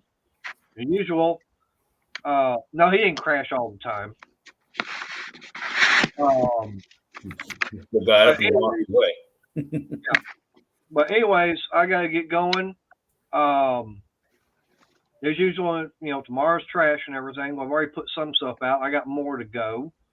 Oh, that reminds me. I got to go put mine to the road too. See? All right. We're going to start with Anthony since he was the last one in. Thanks for having me, guys. Let's talk. All right. Cajun? All right, everybody. All right. Love, peace, and crackling grease. We'll catch y'all later. Blue Top. All right. Well, I appreciate everybody's, you know, been in here tonight. And, yeah, you're going slow, Renegade, at 120. You probably had a nice flat road. 502, big block. Yep. But I appreciate everybody's been in here. It's good seeing some people. I ain't been in here in a while. So I'll do some videos on the stuff that I'm making and everything once I get it all done. Like I said, I've got a few other things I'm going to do videos on. Like I said, I got a Coleman lantern I got to work on. And why someone took a Coleman lantern and spray painted it blue, I don't know. That's beyond me. They're only supposed to be green and silver. They're supposed to be green, but someone decided to take one. They didn't like it, and they painted it blue. So I got to strip the blue paint and everything off of it and get it all back to green. But that, like I said, that's a video I'm going to be doing. But like I said, I've got these two projects for the benefit that's coming up. I will be doing a video on them. Much of it. Yeah. All right. But anyways, appreciate everybody that's been here. So I'll see y'all Wednesday night. And everybody, y'all stay safe and God bless.